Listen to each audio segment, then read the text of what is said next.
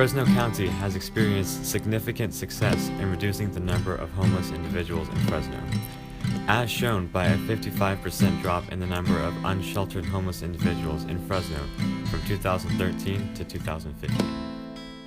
Through the years, I've had a beauty shop down on Main Street, and I find that it seems like the homeless seem to once they find a spot, it seems like they feel comfortable, and you'll see that Yosemite seems to have a lot of the homeless. We've been not having trouble with them. I can't say trouble because they really aren't trouble, but they seem to always want to. There was one lady that was across the street. She was. It was a sad thing. It was about 20 years ago. We knew that she was always at this. There was a chiropractor across the street from us because we're businesses all the way around my side of the street and on the other side. And she was found dead one day. She would always have her little spot there at that chiropractor, but thank God we never had anything like that. Mostly what we had is we knew that they were there. They pretty much in the morning they knew our schedule. They would take off the minute that around the time where we'd be opening our business.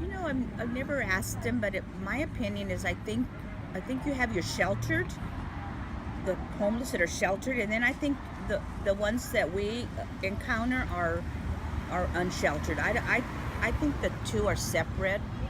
I think you'll find that the ones that are homeless, they'll find places to stay and pretty much do their thing all day, and then you have those that want to go to the shelters, to the missions, and to get fed, and you sort of wonder how they make it. I don't know. I've always had a little bit of a soft place in my heart for them. I think to me it would be a sad place to be, but we sure have a lot of them, that's for sure. I think they mind their own business.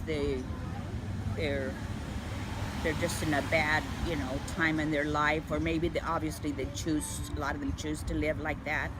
I think a lot of them have families, but I have to say, we never have. They pretty much, we just know they're going to be sleeping there, but they move on. They're never had problems.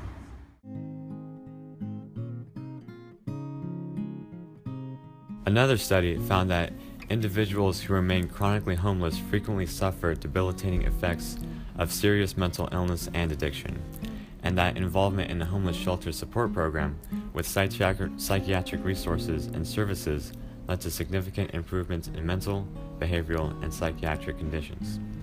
These improvements also led to a higher housing retention rates of homeless individuals 2 years after involvement in a homeless housing program.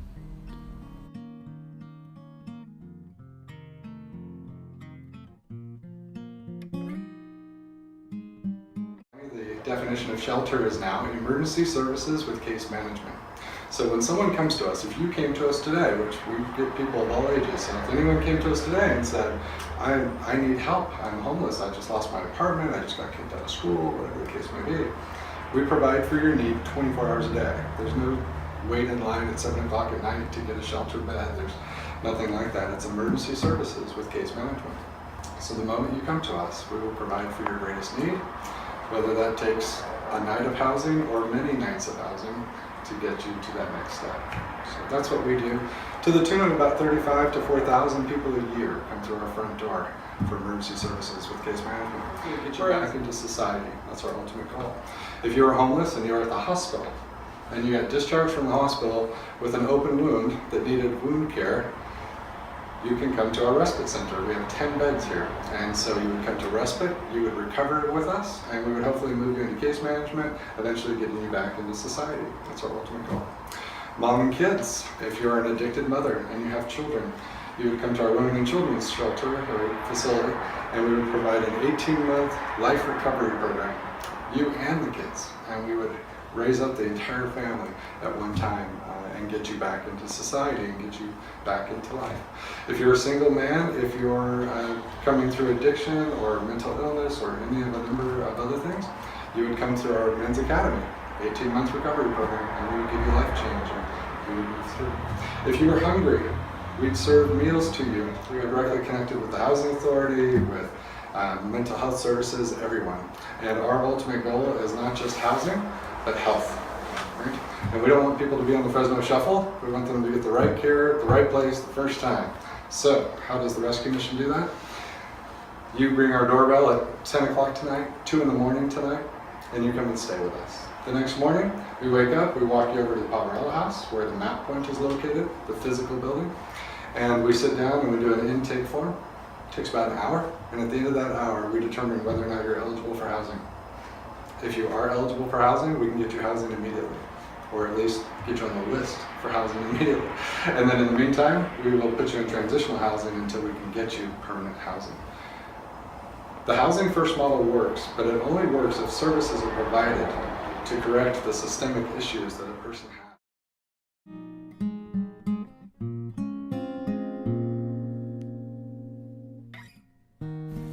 Furthermore, one study asserted that homeless individuals who leave homeless housing centers experience a higher rate of housing stability when further psychiatric support is made available to the individuals. So we're going to correct it, not just fix it. It will be a thing of the past. Your children, when they're raised, will not know what homelessness is.